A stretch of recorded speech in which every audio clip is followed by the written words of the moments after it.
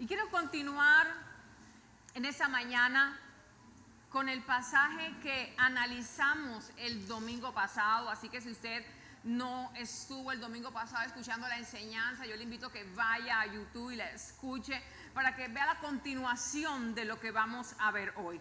La semana pasada hablamos sobre Lucas capítulo 8, versículo 22, y quiero hacer un recorrido de manera rápida. Jesús, dice la palabra, que se sube a una barca con sus discípulos. Y cuando se sube en la barca con sus discípulos, le dice a sus discípulos: pasemos al otro lado. Diga conmigo: pasemos al otro lado. Vamos, ayúdeme a predicar y dígalo fuerte: pasemos al otro lado. Y Jesús les dice eso y se echa a dormir, se acuesta a dormir. De repente, cuando ellos están navegando, dice la palabra que se desató una tormenta sobre la barca. ¿Quién iba a pensar que estando con Jesús iban a vivir ellos una tormenta? Pero es que andar con Jesús no quiere decir que no van a venir tormentas a nuestra vida. Pero andar con Jesús sí quiere decir que en medio de la tormenta vamos a tener paz. Y Él va a estar con nosotros y no nos va a desamparar. Amén. Ellos viven la tormenta y mientras que están en la tormenta sucede algo. Y es que a causa de la tormenta la barca empieza a inundarse. Y empieza a inundarse. Todo estaba bien. No había problema, estaban en medio del lago y el agua le rodeaba aquella barca. Pero cuando se desata la tormenta, el agua empieza a meterse dentro de aquella barca. Y así es nuestra vida, dijimos la semana pasada. Igual es nuestra vida. A nuestro alrededor siempre van a haber cosas con que lidiar. Siempre van a haber dificultades, siempre vamos a tener desafíos que enfrentar, siempre va a haber una prueba que lidiar, un desierto que pasar, pero ese no es el problema. El problema es que permitimos que esas cosas externas afecten nuestra parte interior. El problema es cuando permitimos que lo externo afecte nuestro interior y entonces permitimos que la crisis nos preocupe, nos desanime, que la tormenta apague nuestra fe y traiga duda. Ese es el mayor problema, cuando permitimos entonces que todas esas cosas nos afecten y nos roben la paz. Entonces esto puede traer hasta enfermedades a nuestra vida. Hay personas que a causa del estrés, de la preocupación, de la angustia, se enferman. Y usted va al médico y el médico dice: no tiene nada, eso es puro estrés, la enfermedad de moda. Pero no, es que a causa que todo lo que estás viviendo fuera de ti, las situaciones que están pasando, has dejado que te afecten tanto que tu cuerpo lo somatiza de esa manera. Y usted ve personas que están angustiadas, que no pueden dormir, que viven sin fuerza, sin ánimo, que todo el tiempo viven cansadas, con un desaliento impresionante. Pero es eso, se han dejado afectar por las cosas de afuera. Y el hecho de que las cosas estén estresantes y la situación esté estresante no quiere decir que tú tengas que estar estresado. Porque si hay algo que no podemos controlar son las situaciones externas. No puedes controlar las circunstancias y tampoco puedes controlar el comportamiento de las personas, pero sí podemos controlar la actitud con que nosotros vamos a enfrentar aquellas cosas que se nos presenten. Alguien que diga amén a eso. Si tú pretendes tener paz cuando no tengas que preocuparte por nada, entonces te tengo una mala noticia: siempre vas a vivir preocupado. Porque si piensas tener paz cuando no tengas ningún problema, nunca vas a tener paz, porque la paz no es la ausencia de problemas. La paz es saber que aún en medio del problema Dios está con nosotros como poderoso gigante y Él da paz en medio de la tormenta. Amén. Ellos estaban en medio de esa tormenta. Y de repente cuando ven que la barca empieza a inundarse, dice Lucas capítulo 8 en el verso 22, sucede algo. Ellos empiezan a desesperarse y llaman a Jesús. Jesús estaba durmiendo y ellos lo llaman, lo despiertan: Jesús, Jesús, nos ahogamos, vamos a morir, perecemos en este lugar, por Dios, levántate, haz algo, Señor. Y la Biblia dice que Jesús se levanta, reprende el viento, reprende las olas y hay una gran bonanza en ese momento. Y es aquí donde inicia la segunda parte del mensaje y quiero que vayas por favor y leas esta parte, Lucas 8, 25. Hasta ahí lo dejamos el domingo anterior. Para los que no vinieron, ya los puse en contexto. Lucas 8:25. Jesús ya calmó la tempestad, calma la tormenta y les dice algo a los discípulos. ¿Puedes buscarlo conmigo, por favor? Lucas 8:25. Y Jesús les dijo, ¿qué les dijo? ¿Dónde está vuestra fe? ¿Qué les dijo Jesús? ¿Dónde está vuestra fe? Pero ¿a qué fe se refería el Señor? ¿Fe en qué? ¿Dónde está vuestra fe? Pero ¿la fe en qué? La fe en la palabra que el Señor les había dado. La fe en lo que Jesús les había dicho cuando se subieron a esa barca. El verso 22 dice que Jesús les dijo a ellos, cuando se subieron en la barca, crucemos al otro lado, pasemos al otro lado. Y la demanda de Jesús ahora con ellos es, ¿dónde está vuestra fe? ¿Dónde está la fe de ustedes en la palabra que yo les di? Porque yo les prometí a ustedes que iban a pasar al otro lado. Lo que Jesús no les dijo fue que iban a vivir una tormenta mientras que pasaban al otro lado. ¿Cuántas veces nosotros sabemos las promesas de Dios, recibimos la palabra de Dios, sabemos y tenemos claro lo que Dios quiere hacer con nosotros, pero no sabemos los procesos que vamos a tener que vivir para poder alcanzar aquella palabra que Dios nos dio? No sabemos las dificultades que vamos a tener que atravesar y las tormentas que se van a desatar en nuestro caminar para poder ver la gloria de Dios en nuestra vida. Pero yo vengo a decirte en esta mañana que ninguna tormenta, que ninguna crisis, ninguna prueba que tengas que vivir va a ser impedimento para que veas la gloria de Dios en tu vida y para que veas la palabra del Señor cumplirse en tu vida y cumplirse en tu casa. Nada va a ser impedimento, nada lo va a impedir. Cuando Jacob, dice la Biblia en Génesis 28:15, tiene una dificultad en casa, Dios lo encuentra en el camino. Y Dios le da una palabra a Jacob y le dice en Génesis 28:15, Jacob, no temas, yo estaré contigo. Y yo te voy a guardar en este viaje. Por donde tú vayas, yo te voy a guardar. Y no te voy a dejar hasta que haya hecho lo que dije que iba a hacer contigo. Wow. Y yo quiero desatar esa palabra sobre tu vida. Y yo vengo a decirte en esta mañana, el Señor está contigo, iglesia. El Señor te guardará donde quiera que tú vayas. Pero también quiero decirte que el Señor no te va a dejar hasta que no haya hecho lo que ha dicho que va a hacer contigo y va a hacer con tu casa. No te va a soltar el Señor. Él nos tiene guardados en su aljaba y no nos soltará nuestro Señor. Dios te guardará por donde quiera que vayas. Dios guardará los tuyos por donde quiera que estén. Y lo que ha dicho Dios que va a hacer contigo y con tu casa, lo hará. Para su gloria, lo hará para su honra. Amén. Jesús les dijo a ellos, ¿dónde está vuestra fe? ¿Dónde está vuestra fe? ¿Por qué dudaron que se iba a cumplir la palabra que les dije? Que pasemos al otro lado. ¿Por qué dudaron que se iba a cumplir la promesa que les di cuando se subieron a la barca conmigo? ¿Por qué lo dudaron? ¿Por la tormenta? ¿Acaso la tormenta que vivimos es más grande que el Dios que tenemos? ¿Por las dificultades? ¿Acaso las dificultades que podemos atravesar son más poderosas que el Dios sobrenatural, el Dios de imposible que está con nosotros?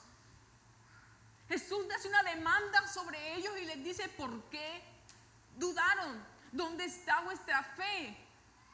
¿Qué palabra y qué promesa te ha dado el Señor a ti y a tu casa? Y muchas veces ponemos nuestra mirada en la tormenta, en la situación, en las dificultades, y eso ahoga nuestra fe. Por eso el apóstol Pablo dijo, puesto los ojos en Jesús, el autor y consumador de la fe. Si hay un lugar donde tienen que estar nuestros ojos y nuestra mirada, es en las promesas del Señor. No declaremos en medio de la tormenta lo que puede ocasionar la tormenta en nuestra vida. Declaremos lo que puede ocasionar la palabra de Dios y las promesas de Dios en nuestra vida y en nuestra casa en medio de las tormentas que podamos vivir. Nosotros somos los que declaramos y definimos qué podemos hablar, qué puedes decir. ¿Será que le puedes creer al Señor? La Biblia dice en Hebreos capítulo 11 versículo 27 que Moisés caminaba como viendo al invisible. Yo me imagino a Moisés caminando así de esta manera. Caminaba como viendo al invisible. Entonces imagino a Moisés caminando y diciendo: yo no te veo, pero sé que estás aquí. Yo no te veo, Señor, pero yo creo en ti. Yo no te veo, pero tú guías mis pasos.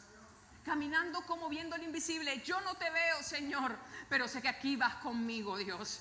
Yo no te veo, Señor, pero sé que tú me estás protegiendo, que tú me estás guardando, Señor. Aunque no te vea, sé que estás aquí. ¿Y sabes qué dijo Jesús en Juan capítulo 20? Bienaventurados son aquellos que no han visto, pero han creído. Y yo creo que en esta mañana están aquellos que verán la gloria de Dios a causa de que creen. Aunque no ven, pero creen.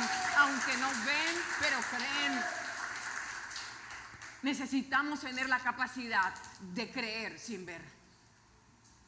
Porque si pones tu mirada en la situación que estás viviendo, tu mirada se va a perder en la neblina y va a nublar tu visión. Por eso el apóstol dijo que andamos por fe y no por vista. Andamos por vista, no andamos por vista. Tienes que tener claro que no andas por lo que ves, no andas por la situación. No te dejes llevar por las cosas pasajeras. Déjate llevar por las cosas que Dios ha preparado para ti y ha preparado para tu casa. La Biblia habla de un hombre llamado Jesse en Segunda de Reyes, capítulo 6, versículo 14. Este hombre, Jesse, era el criado de Eliseo. Y cierto día los sirios mandaron su ejército en todo su esplendor a sitiar la ciudad donde estaba el profeta Eliseo y donde estaba Jesse. Y querían sitiarla a causa de que todo lo que el rey de Siria hacía o decía, Dios se lo revelaba a su siervo y profeta Eliseo. Entonces ya el pueblo de Dios se preparaba para defenderse porque ya sabía los planes del enemigo. Cuando el rey de Siria se entera de eso y se da cuenta que es Eliseo, arma todo su ejército, gente a caballos y a carro para prender a Eliseo, para cogerlo, quizás hasta para matarlo. Y de repente amanece y cuando Jesse se asoma a la ventana de la casa se da cuenta que toda la ciudad y que todo el lugar donde ellos viven está rodeado de ese ejército de los sirios que vienen a prenderlos. Entonces Jesse se alarma, se asusta, tiene temor y le dice a su amo, le dice al profeta Eliseo: mira, nos han sitiado, está un ejército inmenso alrededor de nosotros, nos van a prender, ¿qué vamos a hacer? ¿Cómo vamos a huir? No tenemos escapatoria, ¿quién nos va a defender? Y de repente allí Eliseo le dice a Jesse: no tengas miedo, más son los que están con nosotros que los que están con ellos. Y Jesse le dice: ven acá, o sea, ¿cómo me vas a decir a mí que más son los que están con nosotros que los que están con ellos? Si 1 más 1 es 2 y ya yo veo un montón de gente. O sea, ¿cómo me vas a decir tú a mí que nosotros somos más que ellos? Diga conmigo, por favor, es que con Dios nosotros somos mayoría. Y de repente Eliseo no se pone a discutir con él, sino que le dice: mira, yo voy a orar por ti más bien.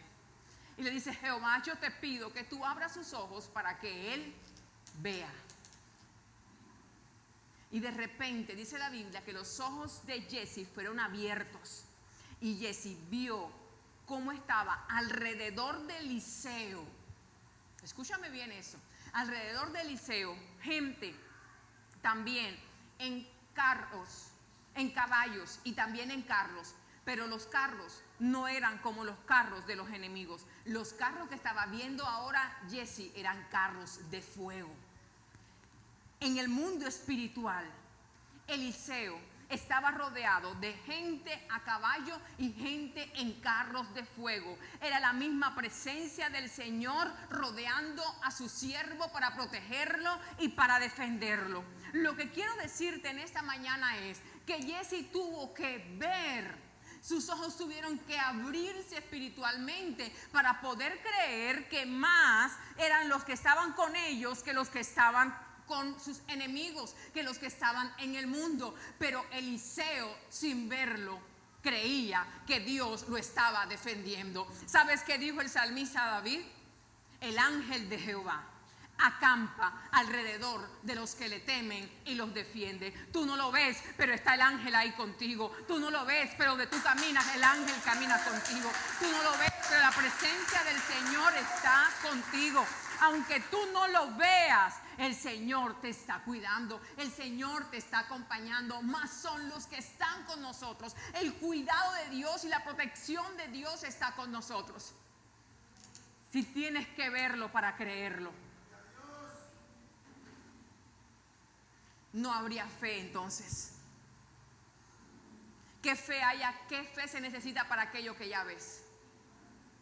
Nada, ya lo ves. Tú sabes quién está a tu lado, porque lo estás viendo. Pero se requiere fe para creer que algo va a venir porque no lo estás viendo. Y el Señor dijo que el que cree verá su gloria. Y en esta mañana yo te quiero invitar a que tengas la capacidad de creer tanto en las promesas de Dios, que ninguna situación que pueda venir a tu vida pueda apagar esa fe, para que alcances aquello que Dios ha dicho que a ti te pertenece. No sé si te ha pasado que en medio de la prueba o en medio de la dificultad que puedas estar viviendo, al igual que Jesse, te vienen todos estos pensamientos a tu cabeza y hay un bombardeo de pensamientos en tu mente. Las cosas no van a cambiar, todo va a seguir igual. Los años pasan y es lo mismo, siempre la misma lucha. Nada va a cambiar. No creo que nada diferente suceda. No sé si han venido esos pensamientos a tu mente a bombardear para tratar de opacar tu fe en el Señor. Pero siempre en nuestra vida va a haber un momento en que nuestra fe va a ser desafiada con esos pensamientos. Y no solamente con esos pensamientos, sino con personas que nos van a rodear para hacernos creer que el entorno, para hacer creer al enemigo que el entorno a nuestro alrededor no va a cambiar y que vamos a vivir la misma situación por el resto de nuestra vida. La pregunta es, ¿qué vas a hacer tú frente a eso? ¿Qué vas a hacer tú cuando el enemigo te bombardee con todos esos pensamientos de derrota? ¿Qué vas a hacer tú cuando el enemigo te bombardee con todos esos pensamientos diciendo que eres un fracasado? No vas a avanzar, no lo vas a conseguir, nada va a cambiar. ¿Cuántos años han pasado? ¿Qué vas a hacer tú frente a eso? Mira, la Biblia habla que Dios le había dado una promesa a David de ser rey. Dios le da la promesa a David, Dios manda a ungir a David para ser rey. David mata a Goliat. Ya está cerquita a la promesa de Dios de ser rey. Ya por lo menos va a ser el príncipe de aquel reino. Y de repente su suegro, el rey Saúl, empieza a perseguirlo. A causa de unos sentimientos que se despiertan ante él injustamente, empieza a perseguirlo y a matarlo. David está huyendo de Saúl. Puedes imaginarte cómo está David. Dios me dio una promesa, Dios me dijo que va a ser rey y ahora me quieren matar. O sea, eso como que era mentira. ¿Qué pasó? Tremenda tormenta visitó a este hombre y de repente David decide esconderse en una cueva para proteger su vida. Y en esa cueva yo me imagino que David se siente desanimado, se puede sentir como cualquier persona frustrado, pueden venir cualquier clase de sentimientos a su vida a causa de lo que está viviendo porque es normal. Y cuando la gente se entera que David está en la cueva de Adulán, dice 1 Samuel capítulo 22, que vienen y le visitan 3 grupos de personas. Le visitan los afligidos, los amargados de espíritu y los endeudados. Imagínense qué joyitas lo rodean. O sea, él huyendo, él tratando de salvar su vida. Y la gente que le rodea no es gente próspera, ni un ejército armado, ni gente que le puede dar porras a David. Vamos David, tú puedes. No, vienen a él 400 hombres, dice la Biblia en 1 Samuel 22, que eran amargados de espíritu. Esa gente, para tener amargura de espíritu, tenía que tener heridas del pasado bien fuertes. O sea, no habían vivido situaciones fáciles. Gente endeudada, ay Dios mío. Y gente afligida a causa de lo que estaba viviendo. Mire las personas que rodean a David.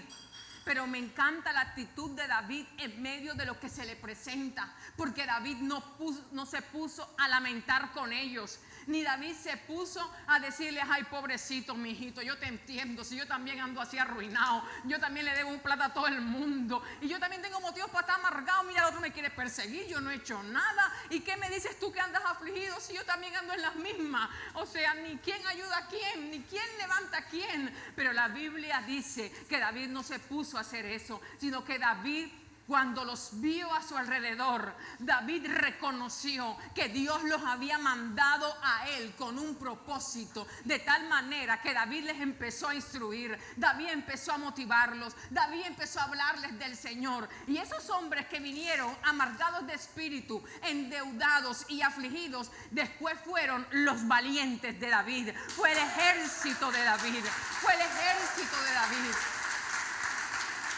Yo te quiero decir en esta mañana, quizás tú viniste al Señor también endeudado, quizás tú viniste al Señor también con amargura de espíritu, quizás tú llegaste al Señor y el Señor te llamó y tú llegaste a Él con una vida llena de angustia, de ansiedad, afligido. Y yo te quiero decir en esta mañana, llegaste al lugar correcto, llegaste a las mejores manos, a las manos del Rey de Reyes y Señor de Señores, aquel que cambia historias, aquel que da una vida nueva, aquel que cambia la amargura en gozo, la deuda en prosperidad y la aflicción en paz. Ese es el Dios al cual creemos, ese es el Dios al cual seguimos.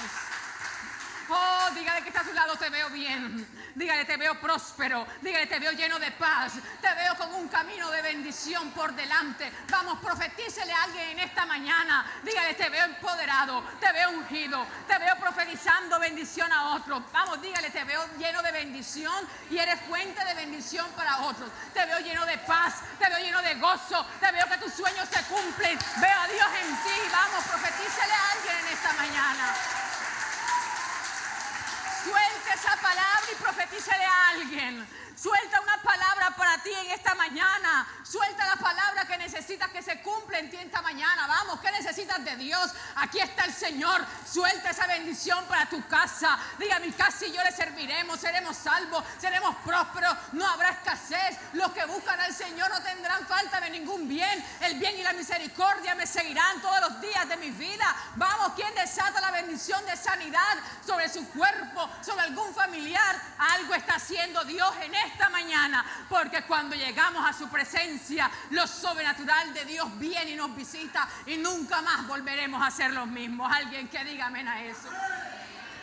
Tenemos que empezar a creer en el Dios que tenemos. La Biblia habla que Dios le dio una promesa a Abraham en Génesis capítulo 15, y con esto quiero cerrar. Quiero que alguien me acompañe al piano, por favor. Génesis 15, en el verso 4, Dios le da una promesa a Abraham, y la promesa que le da es de su hijo. Le dice a Abraham: voy a darte descendencia por medio de un hijo tuyo. Tu herencia no quedará en manos de tus criados, tu herencia quedará en manos de tu propio hijo. Génesis 15, Génesis 20, 25 años han pasado. Cada mañana se levantaba Sara y decía: nada, Abraham, muy bueno el trabajo de anoche, pero nada que quede embarazada. El mes siguiente, viejito, lo haces bien, pero nada que apuntaste, no quedé embarazada. El año siguiente, Abraham, me encanta tu pasión, mijo, pero nada que apuntas al blanco, todavía no quedé embarazada.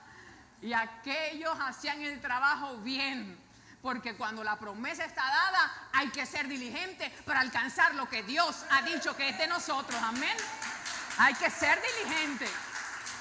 Y Abraham sabía muy bien que la mano diligente prosperaría. Entonces cada noche decidía hacer el trabajo posible para que Dios hiciera lo imposible. Y cada noche visitaba a su amada. Si tienes a tu esposo por ahí, por favor, dile: haz el trabajo bien cada noche, por favor. Toma ejemplo del padre de nuestra fe, que es Abraham. Sara tenía 90 años, por favor. y todavía tenía fuerzas. Alimente bien a su esposo para que tenga la fuerza que usted necesita para que soporte. 20 años, mijo, la cosa está buena, pero nada de resultados. Y de repente, un rey en el capítulo 20 de Génesis, los dos últimos versículos de este pasaje, se acerca a Abraham y le dice: Abraham, ora por mí y ora por mi esposa para que Dios nos sane porque no hemos podido tener hijos. O sea, llevo 25 años trabajando duro y parejo para que Dios sane a mi esposa y ella pueda darme un hijo. Y no ha pasado en mi vida. Y tú me estás viniendo a mí a decir que yo ore por ti para que Dios haga un milagro que ni ha hecho en mi vida. Yo no sé cuántas personas se te han acercado a pedirte a ti oración por algo que tú dices: lo necesito también y no he visto a Dios ahí. No sé cuántas veces has visto personas pedirte oración por su matrimonio cuando tu matrimonio está que se quiebra. No sé cuántas veces han venido personas a ti a pedirte oración por sus hijos rebeldes, cuando de repente tú ni siquiera sabes dónde pasa la noche tu hijo o tu hija. No sé cuántas veces personas han venido a ti a pedirte consejos sobre sus finanzas, o que ores por ellos, por su economía, cuando tú dices: yo estoy pasando un desierto que nadie sabe, solamente mi Señor, en mi casa ya no hay para dar ni para la comida hay. Y quizás te han acercado personas pidiéndote oración a ti, para que tu oración provoque algo en los cielos, porque ya la oración de ellos se ha cesado a causa de la duda, a causa de la larga espera, y su confianza se ha apagado. Abraham pudo haberle dicho a este rey: sabes que yo no voy a orar por ti, si yo estoy en la misma condición. Pero la Biblia enseña que Abraham oró por el rey Abimelech, oró por su esposa y oró por sus siervas para que Dios le sanara la esterilidad. A pesar de lo que él estaba viviendo, él oró y lanzó una palabra para los otros. Yo te vengo a decir a ti, iglesia, que lo que tú portas es suficiente para desatar un milagro de Dios en la vida de los demás y en tu propia vida. Que en esos momentos cuando tu fe es desafiada, es en los momentos cuando más tienes que creer que aunque no veas, Dios está obrando, que aunque no veas, un milagro está por venir. Un milagro está por venir. No ceses de orar, no dejes de creer, no dejes de clamar, porque el Dios que tenemos es un Dios que escucha, pero que también responde. Es un Dios que hace milagros. Abraham oró y clamó. Quizás Dios estaba probando la fe de Abraham para ver si seguía creyendo a pesar de que no veía. Hoy quiero preguntarte: ¿sigues creyendo en tu milagro a pesar de que no lo estás viendo? ¿Sigues creyendo que Dios lo puede hacer a pesar de que no lo veas? Y en ese momento, con esa oración, se cierra el capítulo 20 de Génesis. Búscalo, por favor. Y mira qué sucede en el capítulo 21, versículo 1.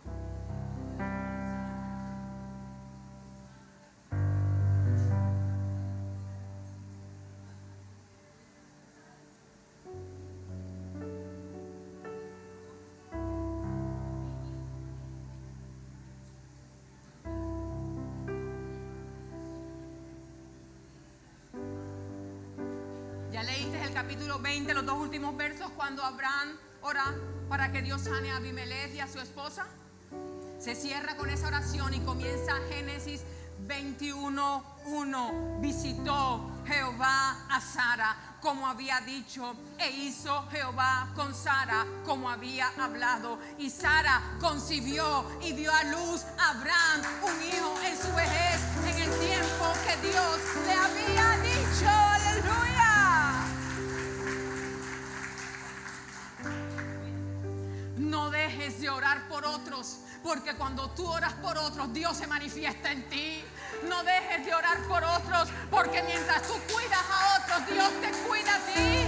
No dejes de clamar por otros, porque mientras que tú estás pendiente de otros, Dios está pendiente de ti. Mientras tú cuidas sus ovejitas, Dios cuida tu vida. Mientras tú cuidas lo que Dios más ama, que son las personas, Dios está al cuidado de ti. La misma mano de Dios te protegerá, te cuidará.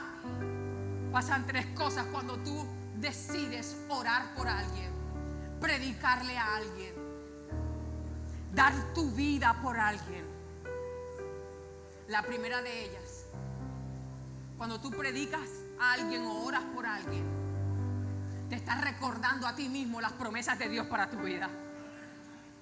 Te recuerdas a ti mismo la palabra de Dios. Cuando tú predicas a alguien o oras por alguien, estás siendo instrumento del Espíritu Santo de Dios para bendecir a muchos.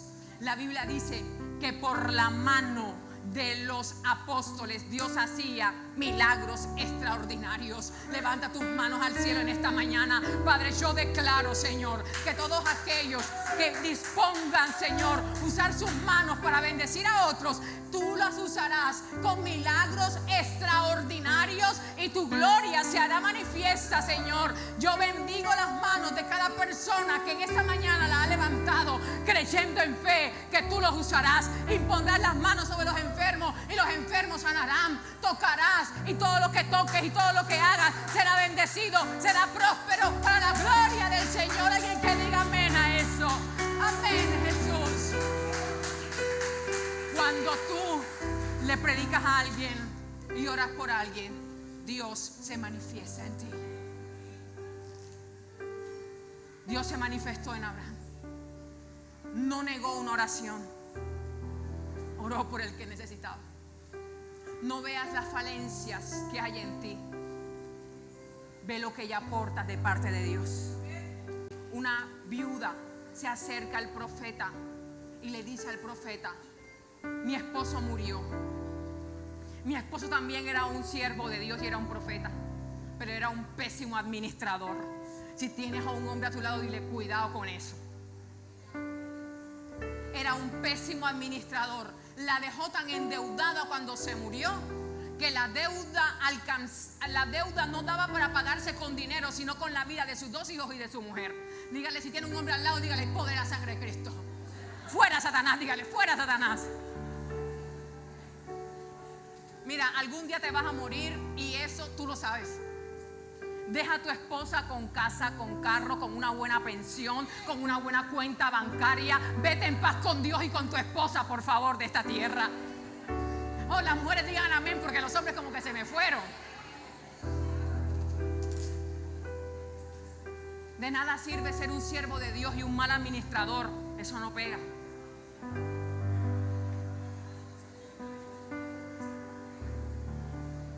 Se murió y tremendo problemón le dejó a la mujer. Y el profeta le dice a la mujer, ella va a él a que él la ayude. Dame una ofrenda, dame algo, no sé, haz una oración, que algo suceda, ¡prum! Y que aparezca un montón de billetes para pagar la deuda. Porque algunas personas piensan que Dios es como si fuera una varita mágica, ¡pum! Y va a aparecer las cosas solamente por pedir. Dios no actúa así, Dios actúa por fe. Y de repente, dice la palabra, que este hombre le pregunta a esta mujer: ¿qué tienes en tu casa? Y ella dice: no tengo nada. Y de repente se acuerda: sí, yo tengo unas vasijas en mi casa. Esas vasijas son suficientes. Pide aceite en todos tus vecinos y llena esas vasijas. Y con lo que vendas ese aceite vas a vivir tú. Y vas a pagar la deuda y vas a vivir el resto de tus días con tus hijos. Esta mujer cogió las vasijas, lo único que tenía, y eso fue suficiente. Fue suficiente para que ella prosperara. para que su casa estuviera bien, para ver la bendición de Dios. No te pongas a mirar lo que tiene el otro, porque cuando tú te pones a mirar lo que tiene el otro, no miras lo que tienes tú. No te pongas a mirar lo que te hace falta. Para que llegues a la casa, haz una lista de las cosas que sí tienes, con que cuentas. Eso será suficiente. Dios va a usar lo que tú tienes y lo que tú sabes para prosperarte. Como David mató a Goliat, con lo que tenía en su mano, con lo que sabía hacer, con una onda. ¿Quién iba a pensar que con una onda iba a volverse príncipe? ¿Quién iba a pensar que con una onda iba a bendecir tanto a su familia que ya no iban a pagar más impuestos? ¿Quién iba a pensar? ¿Qué sabes hacer? David sabía hacerlo, pero cada día practicaba para que el tino fuera mejor. El problema de nosotros es que sabemos hacer mucho, pero no hacemos nada. Tenemos mucho, pero no desarrollamos las destrezas que Dios nos ha dado. Y queremos que todo nos baje del cielo. Mis amados, las bendiciones están listas, pero el Salmo 1 dice que todo aquello que hagamos, Dios lo va a prosperar, a hacer, y veremos la prosperidad de Dios, porque la mano diligente será prosperada. Será prosperada. Dice el verso 2: y Sara concibió y le dio a Abraham un hijo en su vejez. Si tienes a tu esposo por ahí, dígale: todavía se puede, mi hijo, todavía se puede. En el tiempo que Dios le había dicho. Diga conmigo: hay un tiempo determinado de parte de Dios. Dígalo fuerte: hay un tiempo determinado de parte de Dios. Y en ese tiempo determinado verás lo que Dios te ha prometido. Verás el plan de Dios hacerse una realidad en tu vida. Y hoy te digo: no dejes de orar, no dejes de creer, no dejes de confiar. Por encima de lo que veas, declara la palabra y la promesa que Dios te ha dado, porque lo que Dios dijo, eso se cumplirá. Él no te dejará hasta hacer contigo lo que Él ha dicho que hará contigo y con tu familia. Alguien que diga amén y que se ponga de pie en esta mañana. Aleluya.